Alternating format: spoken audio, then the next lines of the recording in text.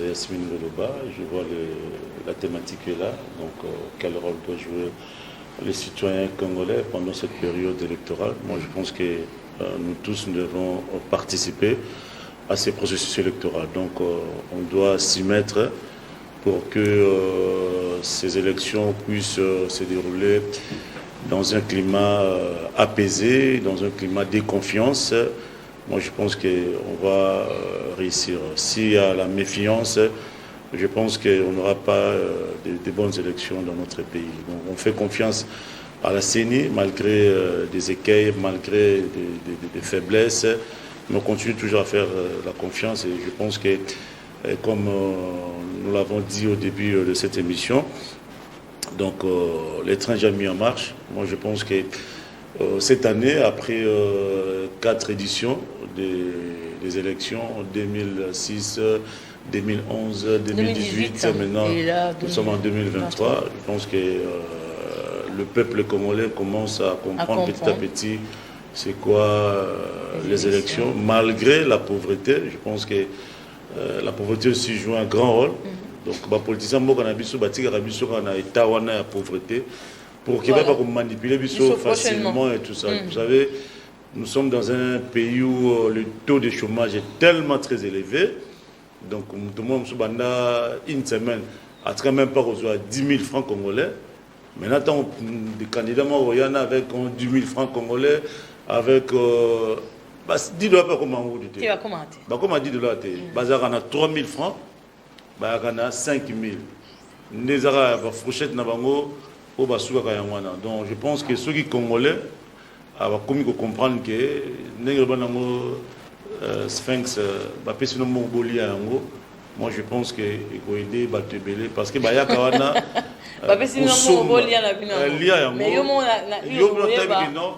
vieux tu auras la quartier vieux à mon assoute vieux pour son pour la élection oh mais tu as été béter ma bonne ndengeni to lela rene encore mais tu voter était bon, peut-être que côté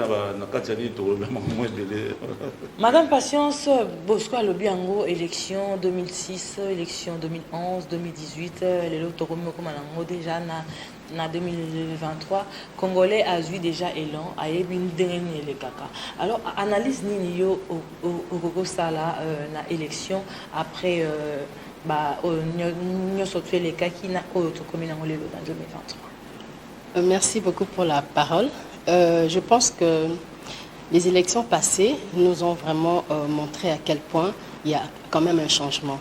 En 2006, il y a eu des élections pour la toute première fois, mais ce qui s'est passé après, il y a eu des morts. Donc la population a contesté les résultats. Ce n'était pas vraiment une élection, on peut dire que c'était une élection réussie. Mais on acquiert toujours des expériences comme ça. Et en 2011, ça s'est quand même amélioré un tout petit peu. Mais cette fois-ci, je pense que c'est vraiment une bonne chose que tout le monde se mette en position de combat. Parce qu'on ne peut pas, comme on disait toujours, on voulait enlever la candidature de Moïse Katumbi. Pour moi, en tout cas, je savais que ça allait peut-être nous mettre dans un chaos total. Et là, la Constitution a fait une bonne affaire de laisser la candidature de Moïse Katumbi. La Constitution a été aveuglée par ça pour apaiser pas du tout. Elle a su comprendre que ces documents étaient corrects parce que c'est la loi, donc on ne peut pas faire autrement. Est-ce qu'on sur les cartes qui comment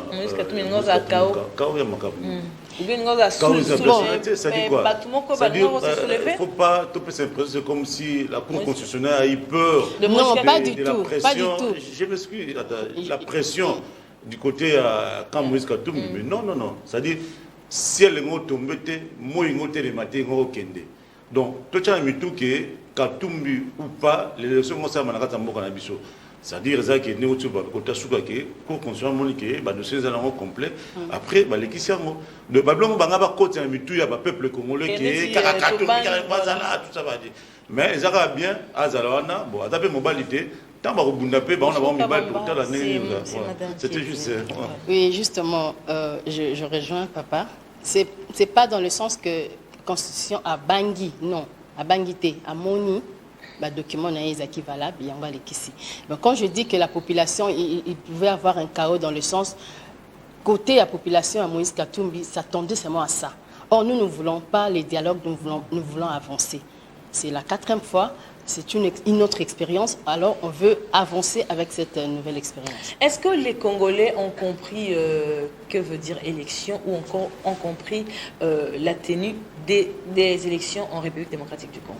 Est-ce que tu comprends ou bien tout le monde a dit élection, l'élection? Je dirais non, pas vraiment. Okay. Parce que je pense que la population doit comprendre une chose.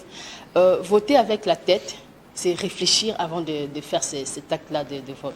Mais quand eux, ils votent avec le cœur, c'est le sentimentalisme qu'ils mettent en place. Parce qu'ils regardent, par exemple, M. Bosco est là, il vient avec de l'argent pour donner aux électeurs.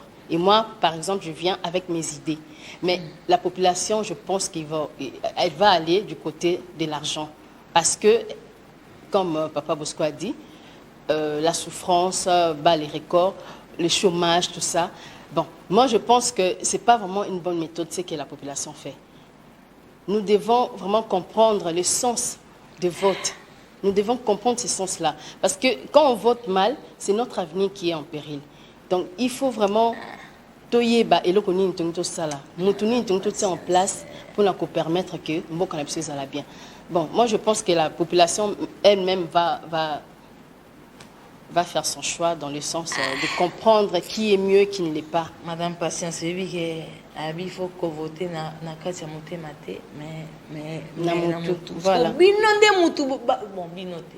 Batu baza ko inciter biso à voter na motema pour akabelinga 5000 francs.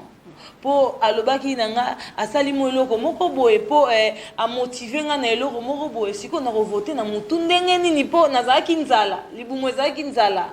Mais nalia qui pona y donc c'est qu'il faut na voter na motema kaka. Mais madame Yasmine, tu penses que quand on te donne 5000 francs ça résout tous les problèmes que tu as?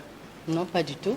Au contraire, il faut faire confiance à la personne qui a des bonnes idées à laquelle vous serez plus tard bien dans votre peau, dans le sens que la personne peut avoir des lois qui feront à ce qu'il y ait un changement dans la vie quotidienne des Congolais. Peut-être il peut y avoir l'allègement de la souffrance dans plusieurs secteurs. Mais quand vous prenez de l'argent, dont la personne n'est pas redevable vis-à-vis de vous, donc elle peut partir parce qu'elle va se dire que non, j'avais déjà donné de l'argent, j'avais déjà donné un bassin de pain et pour moi c'est fini. Donc je ne peux plus retourner pour aller donner des comptes à rendre à mes électeurs. Donc c'est ça maintenant le problème. Merci Madame Patience Bosco Kabamba. Moi, je beaucoup de politique. Bateau beaucoup de politique. Bateau de l'Assemblée nationale. Bateau de Sénat. Parce que l'OESALI est parti politique financé par le gouvernement. Banda to banda, le parti politique monté financé par le gouvernement. Et puis, le parti politique, la politique monté où il y a aider la population, va comprendre le sens de la démocratie, va comprendre le sens de l'élection. Ils ont raté aucune activité, dans le sens de la conscientisation, va apprendre la formation et égalité. Ne va pas voter. Il faut préparer le peuple. Où il faut voter. Les gens veulent ça en cours.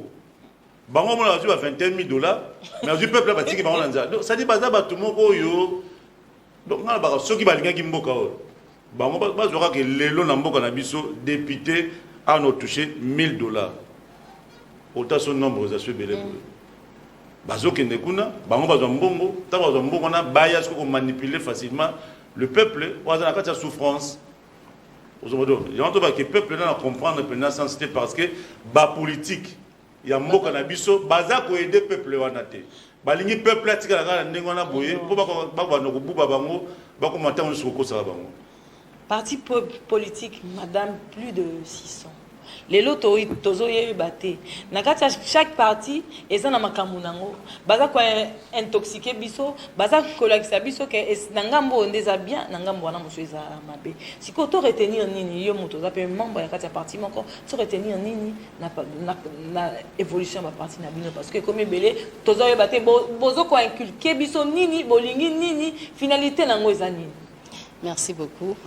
Nazo Kanisake, ceux qui Nzamba Sungi, qu'il y a des changements dans le niveau de la loi, mais quand on vote, la loi pour permettre que tous à la can à deux extrémités, gauche et droite. Voilà. Batonio sur baza bataba socialiste, tout ça baké molongo moko, ba o baza ba démocrate baké pe molongo moko. Comme ça, et diminuer un peu nombre on a élevé il y a ba parti politique parce que beaucoup de choses à éparpiller bongoté pour na intérêt moko kaka personnel. Voilà. Pendant que ceux qui tous ensemble, tous ceux qui sont courant mon ensemble, toko solo la bien ba idéologie et cause la malade. Mais bon, que vision est à mon côté, chaque parti dans la vision nango et on te mais ba vision église. Ba vision on se totalement bien ceux qui n'ont cas de père non, et ceux qui n'ont qu'un dengue moko. Mais pourquoi il faut les ans le cas quand de le bible église? Pourquoi tous panzana, tous le canika à Jésus-Christ non?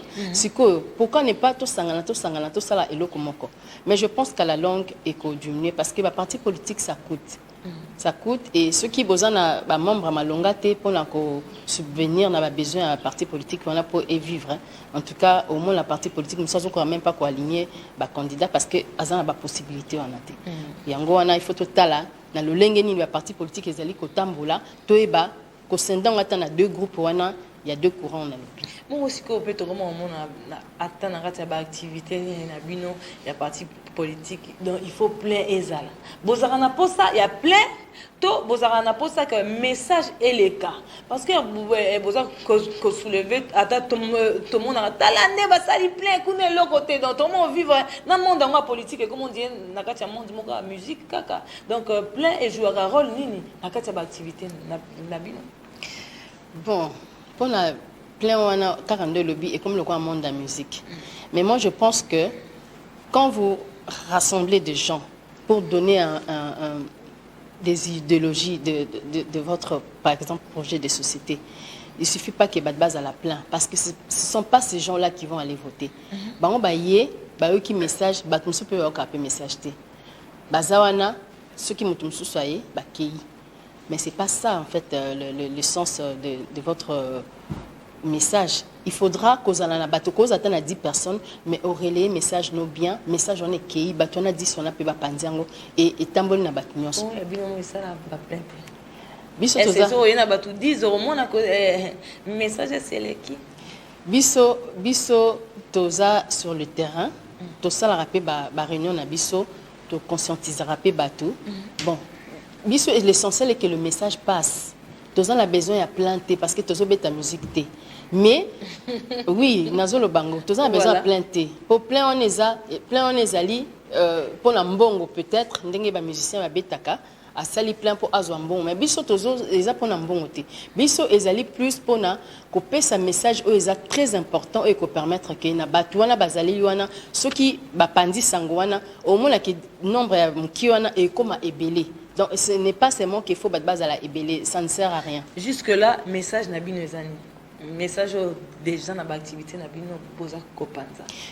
Pour l'instant comme information il y a élection, tozo conscientiser électeurs na biso. Voter biso, voter utile. Voter utile, voter avec la tête comme j'avais dit en réfléchissant, ko sanctionner oyo yaki 2006, 2011, 2018 basali na bango eloko moto moni ya malongate siko nani o bakoki ko pesa bango possibilité pour la base à la représentant na bango.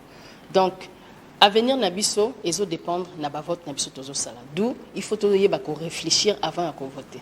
Bosco Kabamba, c'est vrai que n'a posé ebele ba question sur mozana eloko moko maman lobi malamu te olinga ekoloba ba parti politique lelo ba activité na bango il faut ba plein ba komi ebele message ezanini balingi nini tout ça là un peu.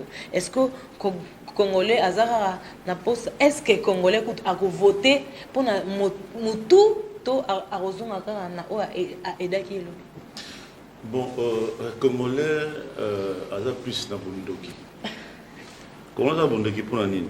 Bon, mona kaka motomoko na partie X akei, kaka motomo na partie Y akei. Kaka azola taba polo ebele. Tala Congolais n'engazali.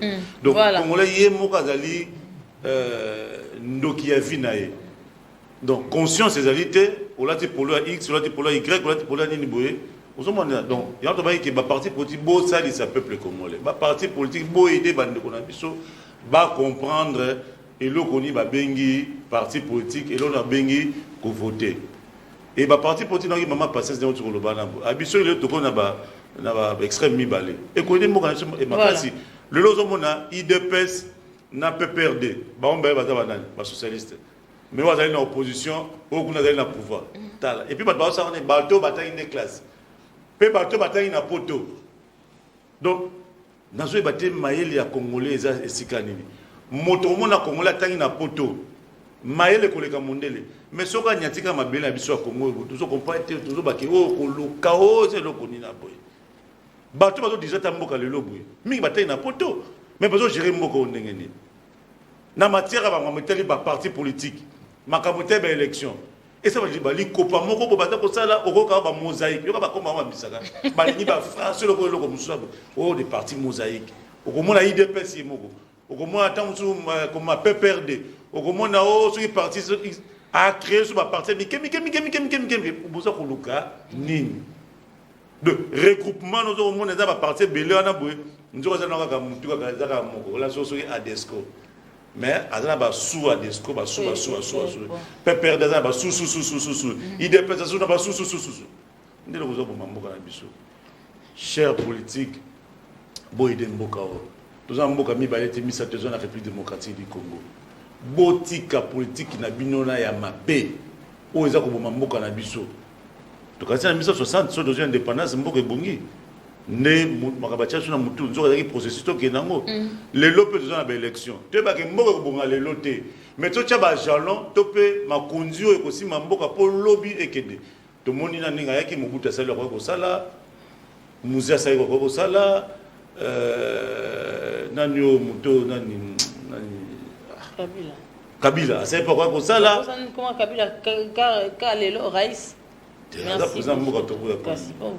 Mais si on a un jardin zoologique, nous comprenons et le privé,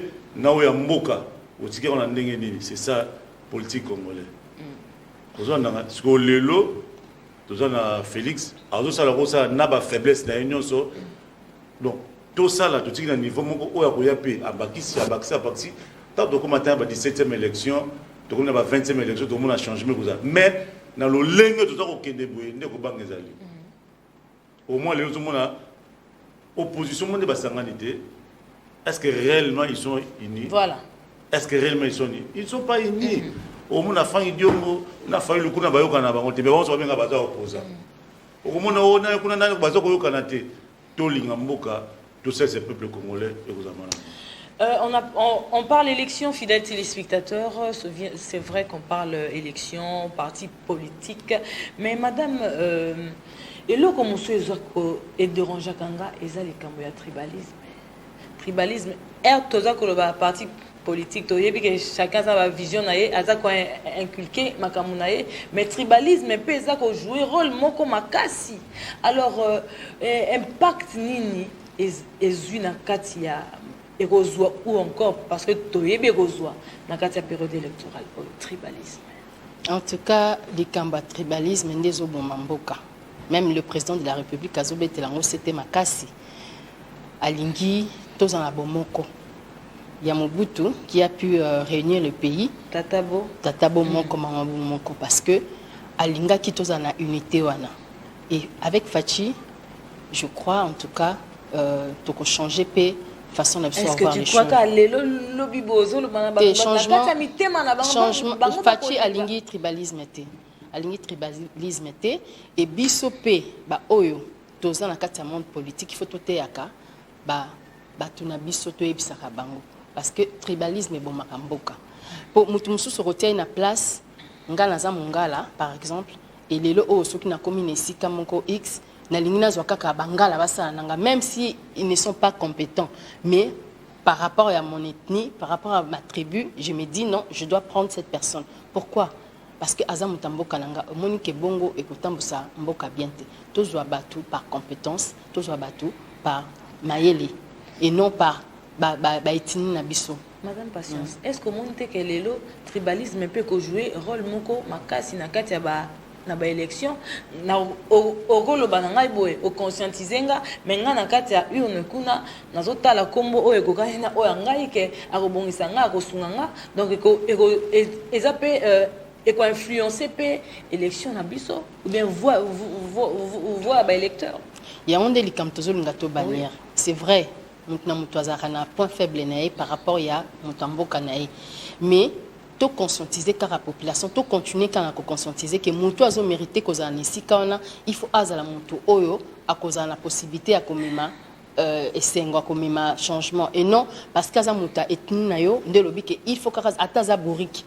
Hein, maman Yasmine ataza bourrique lobby que te maman Patience azan de konanga mungala donc il faut zakara wana atana yebi kolobate atana yebi ko sala musalate motinga kanga wana ozomona bien que musala na sala je n'arrive pas à bien maîtriser mon travail mais vous me laissez là parce que je suis de votre ethnie non il faut qu'on change il faut changer cette mentalité. Bosco, est-ce que tozoloba kaka tika toloba mais est-ce que un ressortissant il y a province oyo quelconque yende muto ko diriger province na ye malama ko mango balamu ou encore n'importe quel ko utana eska mususa ye ayeko ko diriger bino les appels au moment rejouer quelque na voté peut-être ndeko xa na Congo central ya zamta Congo central te ndia ko bongo sangote donc est-ce que seul ba ressortissant il y a province moko x ndeka ka il faut batika na kati ya province na bango ou encore bah investir plus ou encore mieux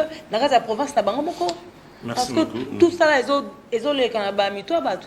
Oui, j'ai les Kamakasi et je pense que petit à petit bateau on comprendre mot tout Gemena récemment il y a 2 semaines passées toi dans Businga, toi dans TB, toi dans Karawa, toi qui na Edungu tout à mon côté équateur qu'on a et nous avons remarqué bakombo ya minene bulga na mboka bakombo ya minene o ba ressortissant ya sud Dubaï ba ressortissant ya nord Dubaï ndeto on comprend il va ça eloko mon côté ba ça là eloko mon côté nzela ezalité mai ezalité lotilik ezalité communication c'est tout un problème mais nous côté ba sous bazali pe na pouvoir tisiko mais bakenga azali to soutenir ndeko na biso pendant que ndeko wana on appelle ça pour place surtout ko vivre siko baza ko vivre na passe et puis bato bige non to comme ko comprendre que kaka ba kombo na minene mais nzokande baza ko bundate pour na développement ya ba province na biso pour to yebi to bo mangote so to tayi ba kombo ko apalu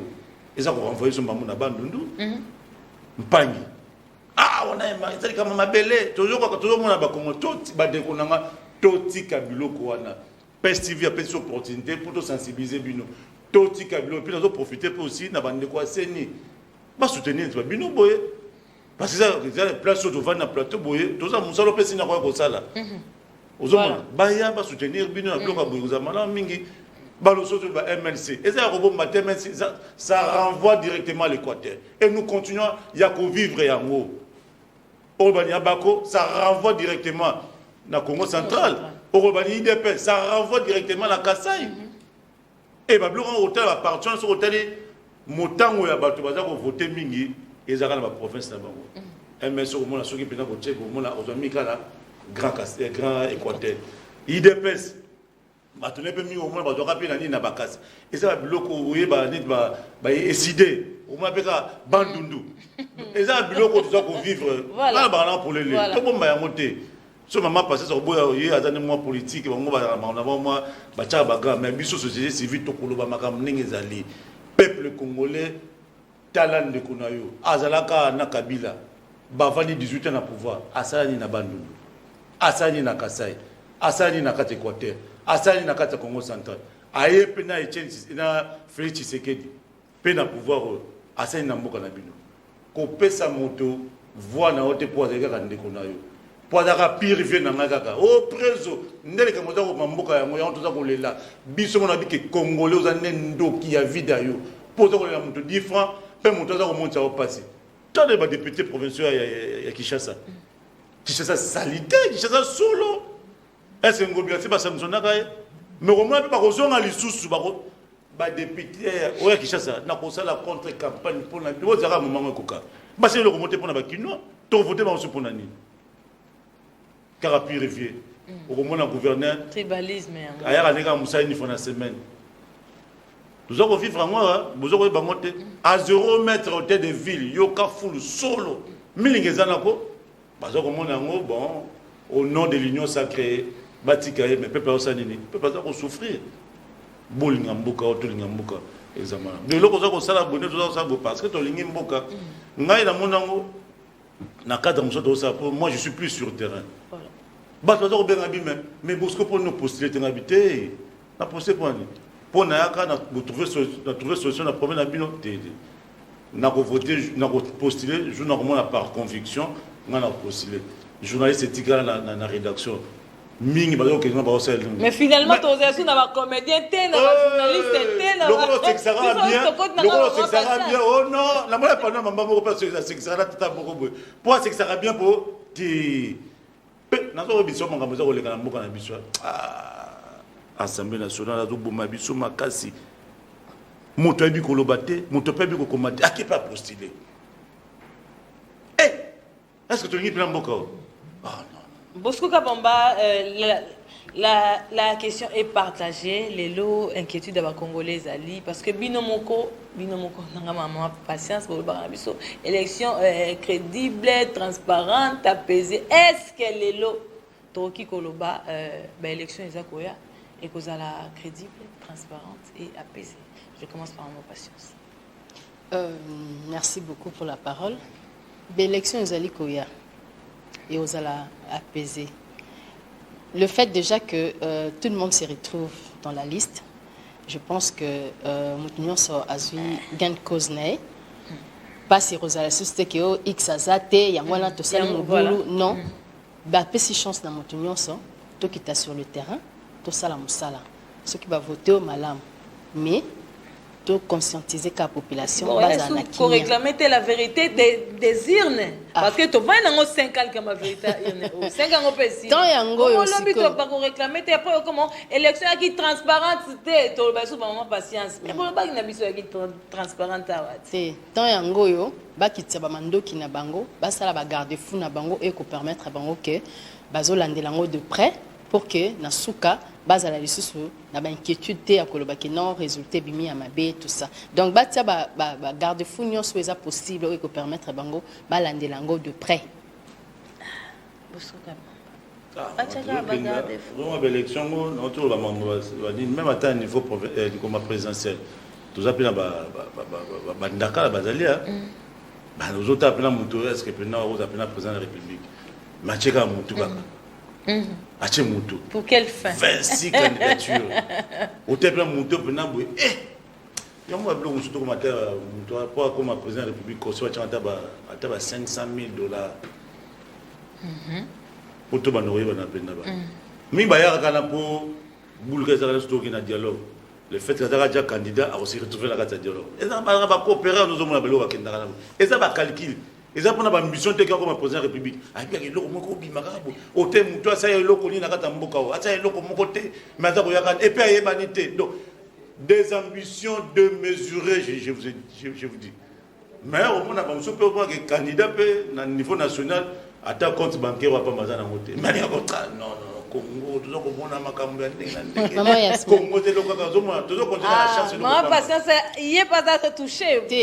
Nazo soulever point politique côté peuple. Na soulever point moko à la longue na ko senga vraiment na parlement ba ko voter ba loi ko permettre que ba sala ka sélection ya bien pour na ba candidature à battre c'est pas les papa Bosco le but mususu boye ayebata ko komate ayebata ko tangate mais parce que c'est que ça kabatu parce que za boye nde ba ko tiaye azwa candidat à poser candidature et il y a on des oboma pemboka parce que tous un critère vraiment la sélection comme il se doit te pour permettre que va sélectionner penda un bateau ba de crème de crème parce que ce qui c'est bani na kata parti politique na biso est-ce que quand parti politique l'élection primaire ça et ça m'a raté les présidents ont décidé vous avez bien monté maman parce que ça m'a là moi to tchai mais petit na biso na alors on a petit na biso petit na joue pour le mot petit na bakana boy mais petit na mon na liste c'était Mais chez nous, mais l'élection c'est la carte dans la partie politique na biso.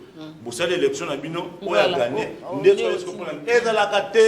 Bon, chez nous quand même on a eu à faire des critères de sélection. Ah, ça reste à vérifier. Si, là j'assume ce que j'ai dit. On a fait le critère de sélection pour éliminer, parce qu'il y avait du monde, pour éliminer et prendre des crèmes.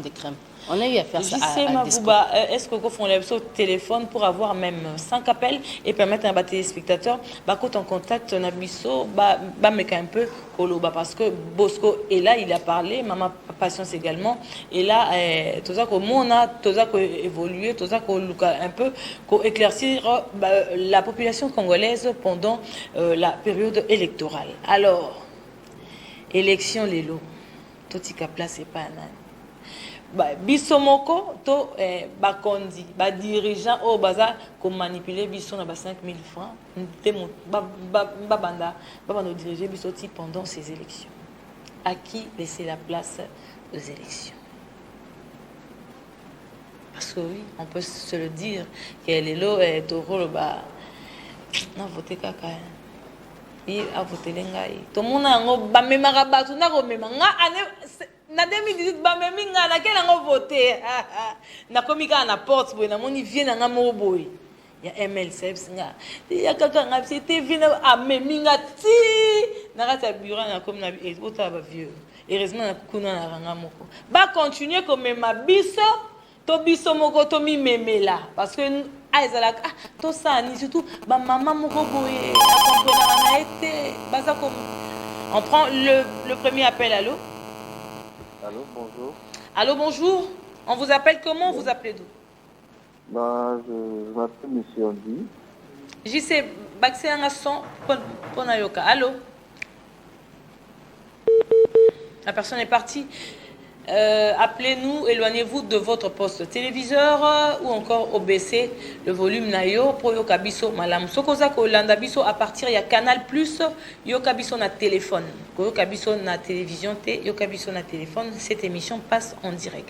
À qui laisser la place pendant ces élections? À tout citoyen congolais ou aux dirigeants? Maman morate karandunda bamemi kaka mama soko moni longyo yo nde esiko kofi question toloba ki maman prise de conscience, ça dit une urne kuna oza yumoko moto za kota zalité papa moka loba numéro nanyo numéro te mama to so tanga mobutu te tango zeki o liso mobutu za komona do ba to zo kopanga mobutu ka ndenge ni to zo kopina mobutu soko binité boye ba kokanga yo mobutu komona yo to so na tango wana te. Conscience, prise de conscience. Tant que kuna atola ki mbongo fulani mo tele plan bigitaire o yete. Il y avait une sanction, il y avait une élection faute des sanctions.